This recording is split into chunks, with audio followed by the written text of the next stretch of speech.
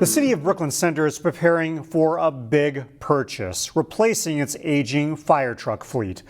The city has 5 main fire vehicles, 2 with either a ladder or tower apparatus. The city is considering replacing 4 of them, a considerable investment. The cost of a fire engine is at least $1 million. Due to the hefty price tag, Brooklyn Center is considering something it hasn't tried before, moving up its replacement schedule by at least 5 years. Fire Chief Todd Berg says it would save on maintenance costs and allow the city to get more money for existing trucks on the resale market. The other thing where we get behind the 8 ball sometimes on these fire trucks is the 2025. Does anybody know what things are going to cost in 20 or 25 years? And how do you budget for something like that? If we brought that back down a little bit, I think you'd be able to have much stronger numbers moving forward, as well as the increased resale. If the city does move up its replacement schedule, the city could also eliminate 1 fire engine from its fleet to save money. Plymouth residents can expect a bump in their utility bills next year as the city starts an organics recycling program. The City Council approved the program this week. Republic Services will provide residents with curbside organics recycling. Residents that opt in will get new carts in late February. Citywide service and billing will start in March. Prices for organics service can range from $3 to $6 per month. Prices depend on how many people opt in. All residents are charged even if they don't use the service. People in the northwest suburbs without access to curbside organics recycling pickup don't have to travel far to dispose of their organic materials. In Crystal, there's an organics recycling drop-off site located in the parking lot of the Crystal Cove Aquatic Center. Anyone who registers is welcome to bring items like food scraps, food-soiled paper, and other compostable products. The Hennepin Recycling Group opened this drop-off site last year and has 300 registered members so far, but they're always accepting more people. And you got to start somewhere, or else you're not going to get to where you want to go. And so it's satisfying, and it's satisfying for the folks who sign up because they know what they're doing, they know the environmental benefit that it's providing. This site collects more than 500 pounds of organics every week. If you'd like to sign up, we have a link on our website at ccxmedia.org. In New Hope Wednesday, generosity on full display. 2 men in a truck partnered with Golden Valley nonprofit Prism for a large food donation drive at the New Hope Hy-Vee grocery store. The goal this year, fill a truck with 4,000 pounds of food. Events like this are critical and timely. That's because Prism saw a 50% increase in families visiting its food pantry over the past year. That's about 200 people a day. To fill that need, Prism says many people have stepped up to help.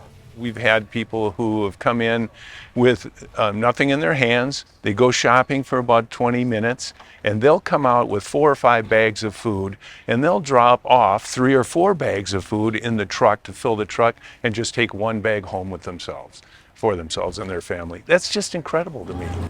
Prism is also collecting unwrapped toys for its toy shop, distributing to as many as 1,000 kids on December 16th. Meanwhile, a tradition of holiday giving continued in Golden Valley. It's a lot of work, but I'm glad I'm not doing it. Allianz Life employees formed a human chain to fill a truck with donations at their Golden Valley building Wednesday.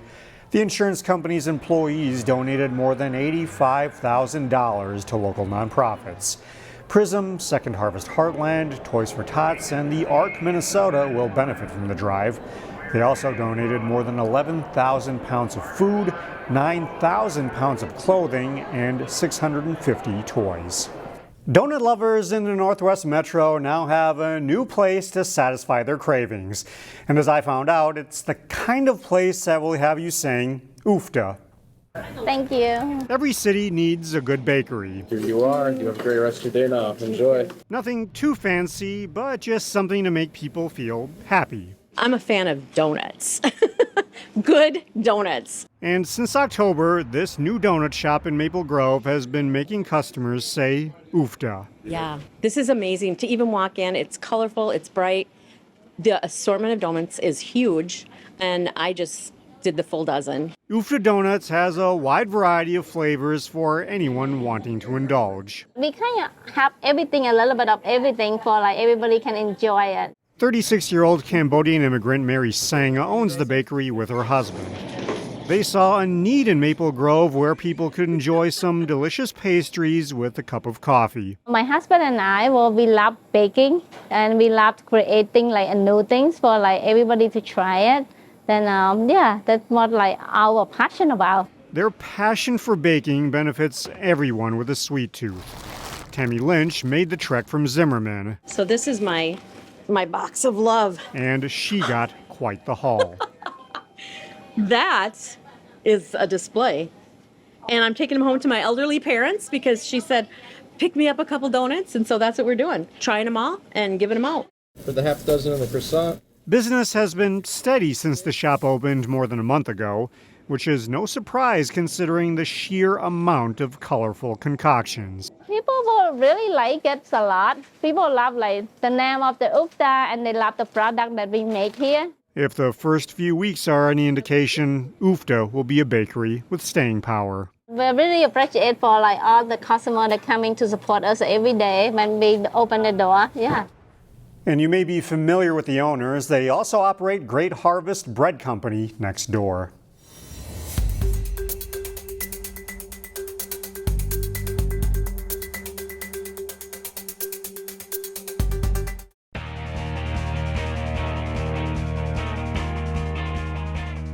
Wayzata boys basketball won the Class 4A state championship last year. The Trojans lost a lot of players from that state title team, but they returned one of the best players in the country and have their sights set on returning to the state tournament. Chaz Moots has the story. There's an extra bit of excitement, an additional bounce in their step. For Wayzata boys basketball, last year's ending, the Trojans, who were defeated in this game last year, get their revenge, has fueled this year's beginning. So it's a dream come true with the guys to go on and win the state championship. Now we're kind of focused on, we got a little taste of that state championship, and now I think our whole team kind of wants more of that. They've worked all off season like last year didn't happen, or like they want to do it again. 4 starters from last year's state championship team graduated, but the one returning back is 4-star recruit and Clayton men's basketball commit, Jackson McAndrew. Jackson obviously is one of the best players in the state and in the country, and it makes it a lot easier when you have a guy like that that can kind of make up for some things that maybe you're not quite as good at as you want to be yet. Early on, I think it's just competing, getting better as a whole, getting better with chemistry and getting the feel for each other. Along with McAndrew, the Trojans return back Drew Nepstead and Ben Schaefer, who earned key minutes last year, and also add Benilde St. Margaret's sophomore transfer guard Christian Wiggins to the mix. The end goal, not surprisingly, is to win another 4A state title. This team is very special. I've noticed this has a chance to be one of the best I've been a part of. We could play, I think we have 14 plus actual varsity players. Now we're not going to play that many guys every night, but right now we're trying to figure out what that's going to look like. I think we're a really good shooting team. We have a lot of guys that can shoot it, almost all of our guys that can play. I also think we have a really long and good defensive team, really hungry to get after it. In Plymouth, Chaz Moots, CCX Sports. Maple Grove and Wayzata have met annually in non-conference girls basketball for well over a decade now. Tuesday night marked the season opener for both teams. The Crimson and the Trojans both coming off section runner-up finishes and a combined 47 wins a year ago. Good start this night for Wayzata. Sarah Hyde gets the pass and knocks down a three-pointer for an early 7-2 Trojans lead.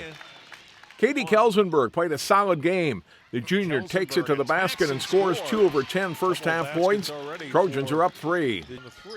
Maple Grove's Addie Hanna gets to the loose ball and passes ahead to Jordan Odie on the break. Odie lays in 2 over 15 points here. Crimson lead by 1. And they shot the 3 ball well on this night. Ava Cassette drains a triple, 1 of 4 for her in the game. That basket caps an 18-2 Crimson scoring run. Then it's Kate Holmquist from about the same spot on the right wing, dialing up another three-pointer. Maple Grove goes into the locker room up 5 at 29-24. Second half and the Crimson in transition. Odie ahead to Cassette for another 3. The senior with 13 points in the game. one of 4 Maple Grove players to score in double figures. Addie Hanna with a nice pass ahead to Claire Stern, who nets 2 over game-high 18 points. The Crimson go on to win it over Wayzata 68-50. Both teams will play in the Breakdown Sports Tip-Off Classic at Hopkins this weekend. Hopkins girls basketball went 1-1 in their season-opening Thanksgiving tip-off tournament at St. Thomas Academy last weekend. The Royals hosted De La Salle in their home opener Tuesday night. Here's Chaz Moots. Hopkins is preseason ranked 2nd in the state in Class 4A. De La Salle comes in 5th in Class 3A. First half, freshman Ava Cupido pulls up from deep and sinks the 3 Royals in front early, 19-8. Tatum Woodson got off to a fast start for Hopkins. This crossover pull-up J was 2 over 10 points in the first half. Royals up 15 at the break. In the second half, University of Florida commit Liv McGill in transition, stops, then spins. Nice little teardrop for 2. Hopkins in control comfortably. McGill ends up with a team-high 25 points. 15 of those came in the second half. The Royals go on to get the win, 68-55. In Minnetonka, Chaz Moots, CCX Sports.